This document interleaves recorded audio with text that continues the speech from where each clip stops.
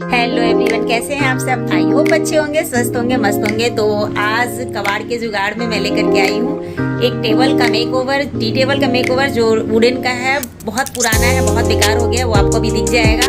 और कुछ ऑर्गेनाइजर लेके आई हूँ कार्डबोर्ड के, जो कि वेस्ट मटेरियल से ही बना है, बिल्कुल बेकार कार्डबोर्ड से बनाया है मैंने। और मतलब ये जुगाड़ ही एक तरह का। तो अगर आप जुगाड़ देखना चाहते हैं तो डेफिनेटली आप इस वीडियो को जरूर देखिए। तो चलिए बिना देरी के करते हैं अपना जुगाड़ स्टार्ट। तो ये है वो टी टेबल जिसका मैं करने वाली हूँ मेकओवर। तो देख रहे हैं आप इसकी हालत कैसी हो रही है। ये कितना ज़्यादा बेकार हो गया है और ये छूटता भी नहीं है। मतलब इसको सोच रहे हैं ना कि आप इसको साफ़ कर देंगे, साफ़ हो जाएगा, तो ये साफ़ भी नहीं होता है। और नीचे भी देखिए ये दीमक लग के पूरा ये टूट रहा है, ख़राब हो रहा है। तो आज इसी को हम कुछ नया लुक देंगे और थोड़ी इसकी मरम्मत करेंगे। तो सबसे पहले तो मैंने क्या किया है, इसको साफ़ कर लिया है, कॉलिन थोड़ा सा छिड़क के और अच्छे से कपड़े से इसको पहले मैंने पोंछ लिया है। और ये मंगाया है मैंने वॉल स्टिकर, वॉल पेपर, जो कि मैंने वुडन लुक में मंगाया है, क्योंकि ये टेबल में लगाना था तो इसलिए मैंने वुडन लुक में ही मंगाया है, ताकि ये देखने में ऐसा ना लगे कि ये वॉलपेपर है, ये वुडन जैसा माइका जैसा ही लगे, इसलिए मैंने माइका ही में मंगाया है। तो इसमें इस तरह से, और भी ये मेरे टेबल के नाप का ही मिल गया, तो मुझे दिक्कत नहीं हुई। थोड़ा सा बड़ा है तो उसको हम बाद में कट कर लेंगे। तो ये मैं नाप के देख रही हूँ कि ये कितने में आ जाएगा, इसको कट कर लूँ क्या। लेकिन फिर मैंने देखा तो मैंने सोचा कि नहीं, कट नहीं करूँगी, क्योंकि मैंने जब किचन में लगाया था कट करके तो वो थोड़ा सा तिरछा भागता है, तो फिर एक तरह से छोटा पड़ जाता है। तो मैंने सोचा कि नहीं, इस बार मैं कट नहीं करूँगी, भले ही थोड़ा वेस्ट हो जाए पर मैं कट नहीं करूँगी। तो अब इसको हम इसका जो स्टिकर है इस तरह से निकाल देंगे और निकाल करके मैं इसको स्टिक करूँगी कुछ इस तरह से। तो ये काम जो है ना बहुत सावधानी से करना पड़ता है, क्योंकि फर्स्ट टाइम मैं भी कर रही थी, मुझे बहुत दिक्कत हो रहा था। लेकिन स्टार्टिंग में जब हम स्टार्ट कर रहे होते हैं ना तो उस समय थोड़ा टाइम लगता है इसमें, लेकिन जब हम थोड़ा सा आगे बढ़ते हैं तो फिर उतनी दिक्कत नहीं आती है। पर स्टार्टिंग में थोड़ा सा सेफली इसको करना पड़ता है। और यहाँ मेरी बेटी ही उसको प्रेस कर रही थी तो उससे हो नहीं रहा था, फोल्ड हो जा रहा था। तो मैं बोली चलो हटो, मैं करती हूँ। तो इसलिए उसको मैंने कहा कि तुम चुपचाप खींचो और मैं इस तरह से इसको प्रेस करूँगी। तो एक कपड़े से अच्छे से प्रेस करते जाए तो इसमें क्या बबल्स नहीं बनेंगे और ये बहुत अच्छे से स्मूथ जो है स्टिक होगा।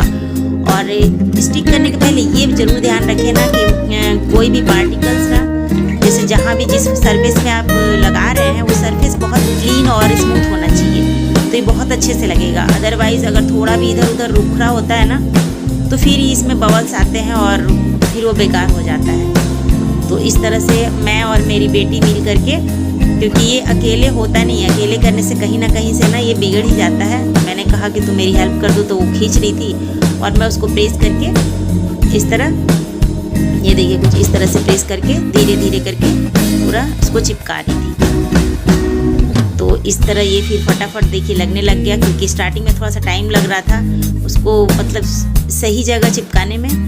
और फिर भी थोड़ा बड़ा तो सिलन आ ही जाता है, कितना भी हम कर ले तो इस तरह से करके हमने पूरा स्टिकर जो है स्टिक कर दिया।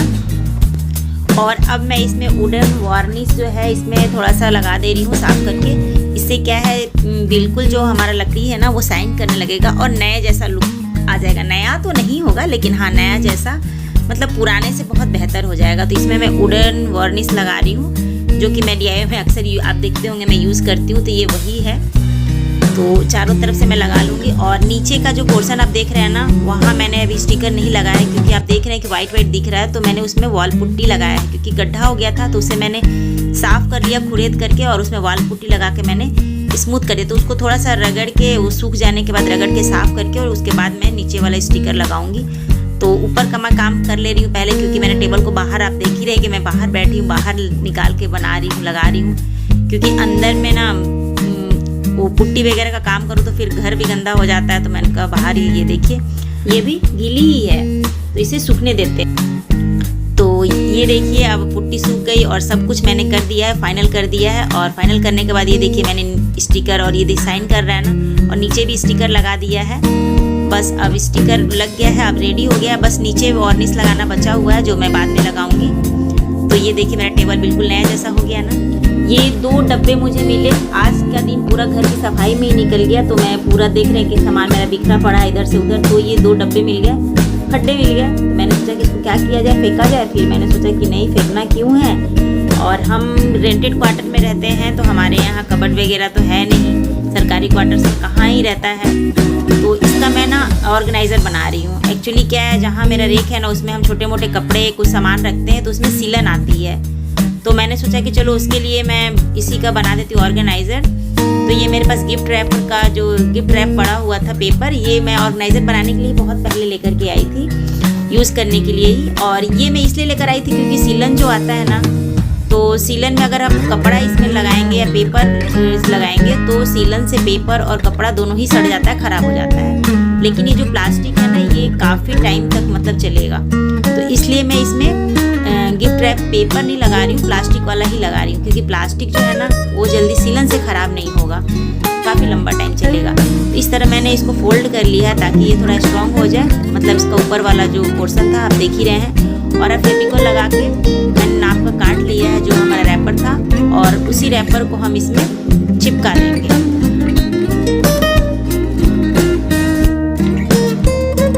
और जब मैं इसे पेस्ट कर रही थी तो मैंने ध्यान रखा कि अंदर में जो है ना मैंने पलट करके मतलब ब्राउन कलर डाला है, और बाहर में जो है मैंने शाइनिंग वाला कलर डाला है। इससे थोड़ा सा ये अच्छा लगेगा, हाईलाइट करेगा।